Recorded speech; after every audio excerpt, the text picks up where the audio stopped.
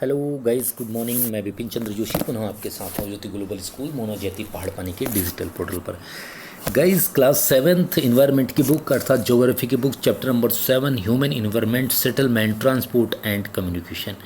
Human environment means मानवीय पर्यावरण, settlement बस्तियाँ, ट्रांसपोर्ट परिवहन एंड कम्युनिकेशन संचार माध्यम।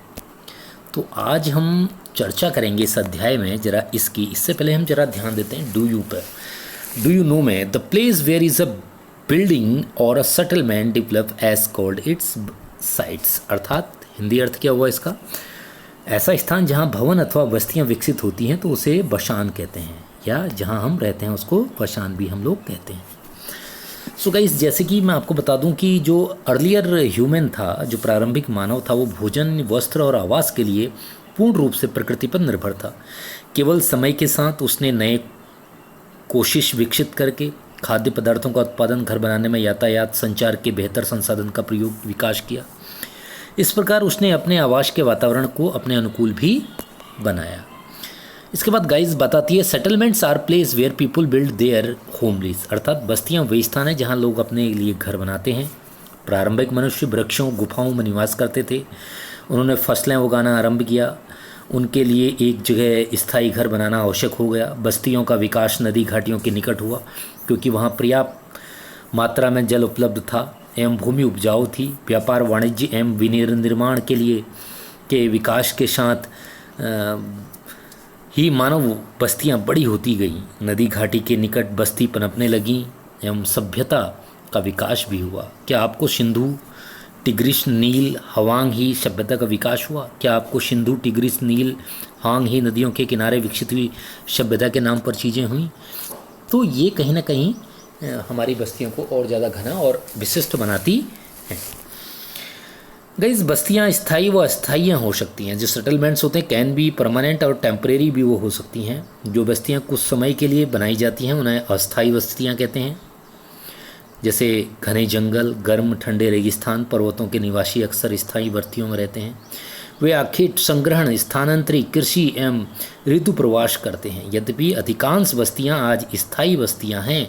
इन बस्तियों में लोग रहने के लिए भी घर बनाते हैं। तो ये भी एक ही हम कहें तो एक महत्वपूर्ण घटना है। तो गाइज़ ये देखिएगा, यहाँ पर एक स्टोरी है। इस स्टोरी में भी अच्छे तरीके से बताया गया है कि किस तरीके से जो बस्तियाँ हैं उन बस्तियों को हम सही से सजग करते हैं, सही से रखते हैं, अर्थात सही से आगे लेकर बढ़ते हुए भी हैं।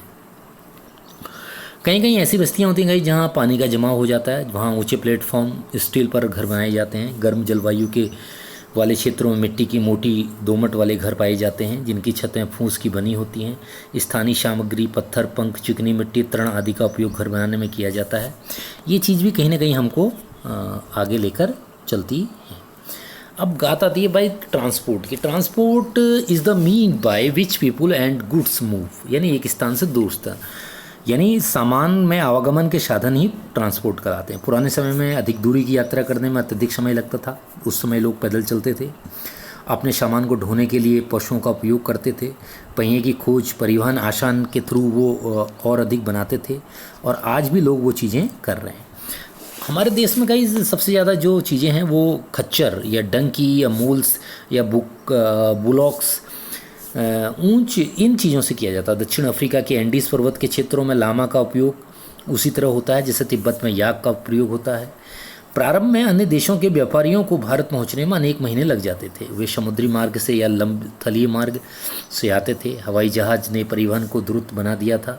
आज भारत से यूरोप की यात्रा करने में केवल 6 से 8 घंटे का समय लगता है। इस प्रकार परिवहन के आधुनिक समय को हम और अच्छा भी कह सकते हैं, या कह सकते हैं कि उसमें बहुत ज़्यादा डेवलपमेंट आया था। अब परिवहन मार्ग के केवल हमारे पास जो होते हैं वो मेजर 4 मीन्स उनके होते हैं। कौन कौन से? रोडवेज, रेलवेज, वाटरवेज, एयरवेज, अर्थात सड़क मार्ग, रेल मार्ग, जल मार्ग और वायु मार्ग। तो सबसे पहले हम जानते हैं सड़क मार्ग क्या है, यानी रोडवेज क्या है। गाइज ये देखिएगा, there are several national and state highways in India. The latest development in Indian in the construction of expressway, the Golden Quadrilateral connect Delhi, Mumbai, Chennai and Kolkata, जिसको हम चतुर्भुज हाईवे मार्ग कहते हैं। ये चारों को हमें, चार से हमें जोड़ता है। किन किन से जोड़ता है? भारत में एक्सप्रेसवे निर्माण निमित्तम स्वर्ण चतुर्भुजी महामार्ग दिल्ली, मुंबई, चेन्नई और कोलकाता को जोड़ता है। अब आता है सड़क मार्ग। तो कम दूरी के यातायात से अधिक उपयोग किए जाने वाले मार्ग सड़क मार्ग हैं। सड़कें पक्की एवं कच्ची हो सकती हैं। मैदानी क्षेत्रों में सड़कों का घना जाल बिछा है। मरुस्थलों, वनों एवं ऊंचे पर्वत जैसे स्थानों पर भी सड़कें बनी हुई हैं। हिमालय पर्वत पर मनाली लेह राजमार्ग विश्व के सबसे ऊंचे सड़क मार्गों में से एक है। भूमिगत सड़कों को भूमिगत मार्ग सब वे कहते हैं। फ्लाईओवर, इन चीज़ें भी हमारे पास होती हैं। उसके बाद आता है गाइस रेल मार्ग। मैं आपको बता दूं, समुद्र तल से जो रेलगाड़ियां हैं वो काफ़ी ऊंचाई पर चलती हैं और ये एशिया का सबसे घना जो है परिवहन है और सबसे ज़्यादा चलने वाला है। तो रेल मार्ग के द्वारा तीव्रता से कम खर्च में लोगों को आवागमन में भारी सामान को ढोने का कार्य होता है। वाष्प के इंजन की खोज एवं औद्योगिकी क्रांति ने रेल परिवहन के तीव्र विकास में सहायता प्रदान की। डीजल विद्युत इंजनों ने व्यापक रूप से वाष्प को इंजनों का स्थान ले लिया है। सुपरफास्ट रेलगाड़ियों में परिवहन की गति और तीव्र हो गई है। मैदानी भागों में रेल मार्ग का जाल व्यापक रूप से फैला है। उन्नत प्रौद्योगिकी कौशल से दुर्गम पहाड़ी क्षेत्रों में भी रेल मार्ग बनाने संभव हो गया है, लेकिन इनकी संख्या काफ़ी कम है। भारतीय रेल मार्गों का जाल भली भांति विकसित है। यह एशिया में का सबसे बड़ा जाल भी है। सो गाइज, आप देख रहे हैं इस चित्र में कि किस तरीके से चीज़ें आगे को हों। अब आगे आता है वाटरवे, जल मार्ग किसे कहते हैं। मैं आपको पहले भी बता चुका हूँ कि प्रारंभिक समय में परिवहन के लिए जल मार्ग का उपयोग किया जाता था। जो चीज़ें होती थी वो उनके तर्क या रीज़न के लिए आसानी से किए जाते थे, जिसमें तर्क अनेक थे, जिसमें अधिक दूरी, भारी, बड़े व आकार वाले सामानों को ढोने के लिए जलमार्ग सबसे सस्ता साधन होता है। यह मुख्यतः दो प्रकार के होते हैं, अंतर्देशीय जलमार्ग और समुद्री मार्ग। यानी नाव भी नदियों में झीलों का उपयोग अंतर्देशीय जलमार्ग के लिए होता है। कुछ महत्वपूर्ण अंतर्देशीय जलमार्ग हैं: गंगा ब्रह्मपुत्र नदी तंत्र, उत्तरी अमेरिका में ग्रेट लेक व अफ्रीका में नील नदी।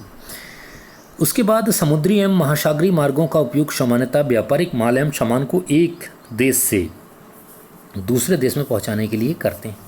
ये मार्ग पत्तनों से जुड़े होते हैं। विश्व के कुछ महत्वपूर्ण पत्तन हैं: एशिया में सिंगापुर, मुंबई, उत्तर अमेरिका न्यूयॉर्क, लॉस एंजल्स, दक्षिण अमेरिका में रियो डी जनेरिया, अफ्रीका में डबरन, केप टाउन में ऑस्ट्रेलिया, सिडनी यूरोप में लंदन। ये सब कहीं ना कहीं हमारे चिंतक हैं, जिसे हम कह सकते हैं, और इसी के थ्रू ही हम चीज़ों को आगे पहुंचाते भी हैं। उसके बाद आता है एयरवेज। एयरवेज अर्थात क्या होता है? वायु मार्ग से भी हम वहन करते हैं। जैसे आज हेलीकॉप्टर से हम लोग उड़ते हैं, इधर एक जगह से दूसरे जगह सामान जाता है। 20वीं सदी के आरंभ में विकसित यह परिवहन का सबसे तीव्र मार्ग है। ईंधन की लागत अधिक होने के कारण यह सर्वाधिक महंगा साधन है। वायु यातायात खराब मौसम जैसे कोहरे, तूफान के कुप्रभाव होता है। यह यातायात का अकेला साधन है जो सर्वाधिक दुर्गम एवं ध्रुव स्थानों तक पहुँच सकता है, विशेष रूप से जहाँ सड़क एवं रेल मार्ग नहीं है। हेलीकॉप्टर अगम्य स्थानों एवं संकटकालीन स्थितियों में लोगों को बचाने में भोजन, जल, कपड़े एवं दवाइयाँ बांटने के लिए एक बहुत ही उपयोगी साधन है। उस महत्वपूर्ण में दिल्ली, मुंबई, न्यूयॉर्क या अन्य चीज़ें भी हैं। गाइस, इसके बाद आता है कम्युनिकेशन, जिसको हम संचार माध्यम कहते हैं। आज हमारे पास रेडियो, टेलीविज़न, अखबार, SMS से लेकर व्हाट्सएप, ट्विटर और फेसबुक से लेकर कई ऐसे हमारे पास साधन हैं जो चीज़ें हमें एक दूसरे को डेवलप कराती भी हैं। जैसे इसमें भी है, communication is the process of conveying message to other. With the development of technology, humans have devised new and fast mode of communication। यानी संचार दूसरों के पास तक पहुंचने की प्रक्रिया है। तकनीकी विकास के लिए मानव ने संचार के नए एवं तीव्र साधनों को विकसित किया है। इस तंत्र में आप देख भी रहे हैं, संचार के क्षेत्र में विकास से विश्व में सूचना क्रांति आई है। सूचना प्रदान करने के लिए, शिक्षा तथा मनोरंजन के लिए संचार के विभिन्न साधनों का उपयोग होता है। समाचार पत्र, रेडियो, टेलीविज़न के द्वारा हम बड़ी संख्या में लोगों के साथ संचार कर सकते हैं, इसलिए इनको जनसंपर्क माध्यम कहते हैं हम लोग, यानी मास मीडिया भी हम इन्हें क्या कहते हैं, बोलते हैं। सैटेलाइट से संचार में तीव्रता आई है। तेल की खोज, वनों का सर्वेक्षण, भूमिगत जल, खनिज संपदा, मौसम पूर्वानुमान एवं आपदा एवं चेतावनी आदि से सैटेलाइट सहायक होते हैं। अब हम इंटरनेट के माध्यम से इलेक्ट्रॉनिक मेल या ईमेल भेज सकते हैं। आज सेल्यूलर फ़ोन के द्वारा बेतार टेलीफोनिक संचार अत्यधिक लोकप्रिय हो चुका है।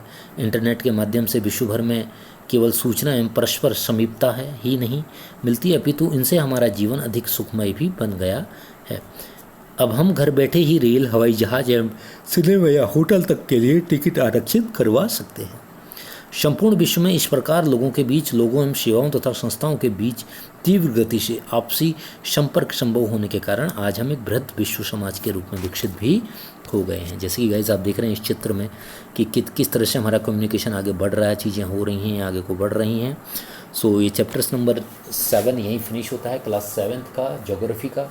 सो गाइस मैं उम्मीद करूँगा कि जो भी प्रॉब्लम हो आप मुझे बताएं और इसको ध्यान से सुनने के लिए वॉच कर लें। Thank you so much for listening watching guys. Thank you.